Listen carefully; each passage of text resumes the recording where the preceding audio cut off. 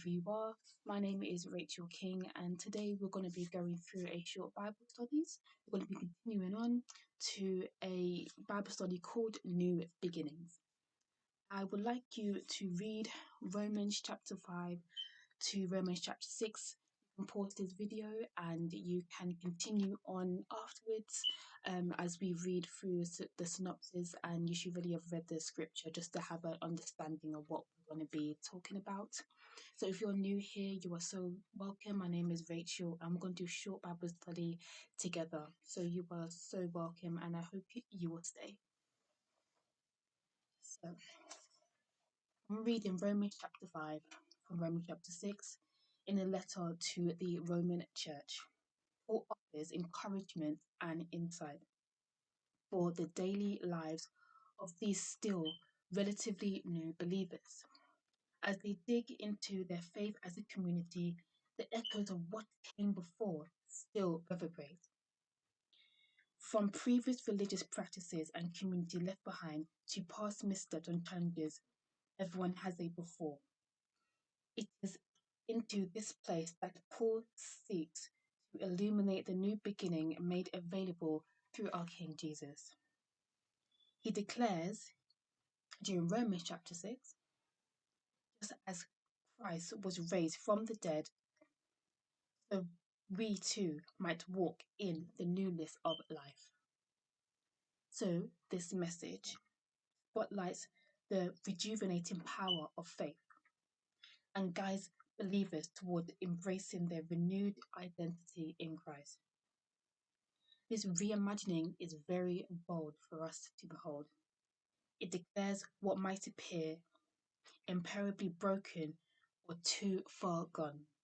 So as you're watching this, you may feel that even when you invited God into your life and you could be in Christ for so long, but you have struggled to feel that newness, or recent things have happened to you and you feel too broken, you feel mentally too broken, spiritually too broken, too much things have happened to you.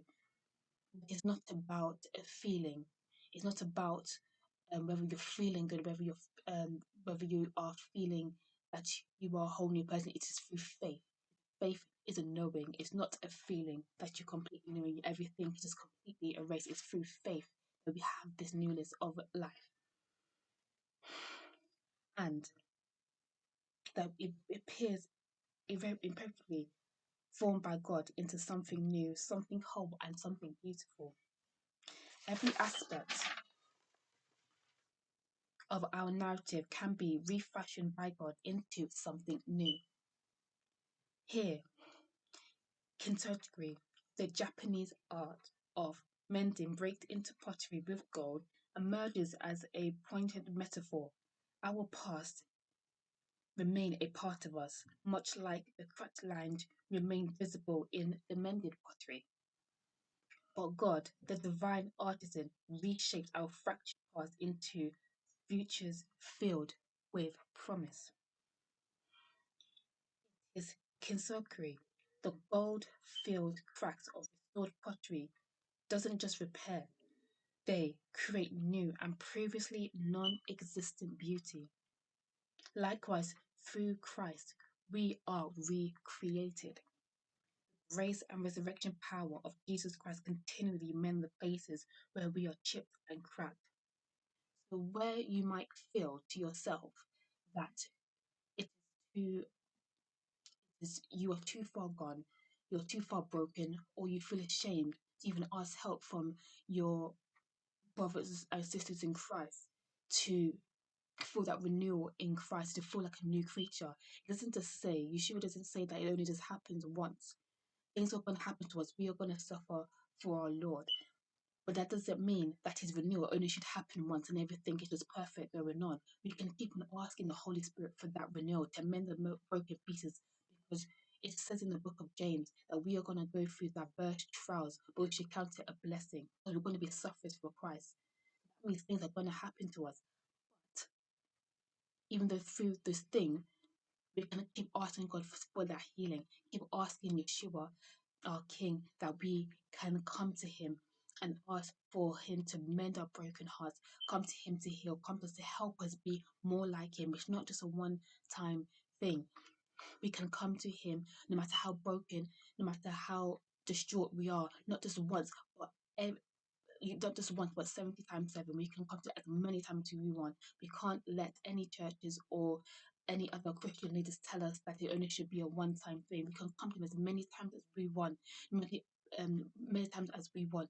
How many times we've come broken and someone has said something, or someone has hurt us, or someone has put us down. Someone has come to us broken, or we feel completely destroyed. Nothing's going right in our lives, but yet we can keep going to His throne of grace and His throne of deliverance and keep asking for that renewal. It's never just a one time thing. That's what the Holy Spirit wants you to hear today. So we don't just earn this gift. God graciously offers it as a new beginning. We continuously will always have new beginnings in Christ Jesus.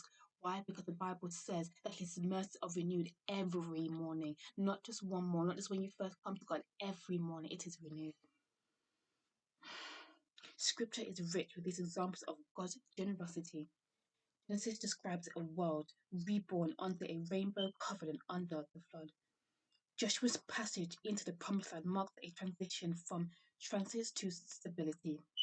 In Matthew's account of the Sermon on the Mount, Jesus upends expectation about who is blessed, favoring the meek, lowly, and poor in spirit over the traditionally powerful.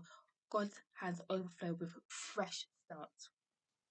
When we are stuck in broken life depleting patterns in our relationship with God, others, and ourselves, we discover potential for divine renewal. Pulled into introspection. Where in our lives do we seek retaliation? How is our Creator weaving us together, our fragmented experiences? Through reflection and reading, we remain open to God's offered fresh start, trusting that even paths marred by trials and mistakes are being transformed into lands of beauty and purpose. Right? Amen. Everything we're going through is for His glory, and that's how we have the beauty coming in us. So I'm going to give you another 3 questions as we do in these Bible studies. I'm going to give you 3 questions that you are going to do on your own, that the Holy Spirit can reveal to you, and it's going to help you deepen your reflection of reading the passage that you're supposed to read from Romans chapter 5 to Romans chapter 6, and you're going to have these reflections on your own during your own devotional. So reflection question number 1. Consider the areas of your past that you still feel broken, hopeless, or beyond repair. How might you step into the newness made available and offered to you in Christ? Reflection question number 2. Reflect on how God, the divine artisan, has already worked in your life to bring about new beginnings and greater wholeness. Take a moment to recognize these transformations and express your gratitude. Reflection question number 3. Think about how the trials and mistakes of your past have shaped your passions and your purpose. How does this perspective influence the way you view these events? So I hope these questions deepen it up for you. That's what I've already answered myself, and has really helped me to see myself in the scripture. And I hope it helped you as well to see how you can put this scripture into your daily lives. So I really hope that you come back for another short Bible study. We'll be going through next week with God's unbreakable promises. And if you would like to pre-read, we'll be going through Genesis chapter 12 to Genesis chapter 15. So hopefully you can read that by yourself, and then we're going to go through a short Bible study of that. Thank you so much for joining me.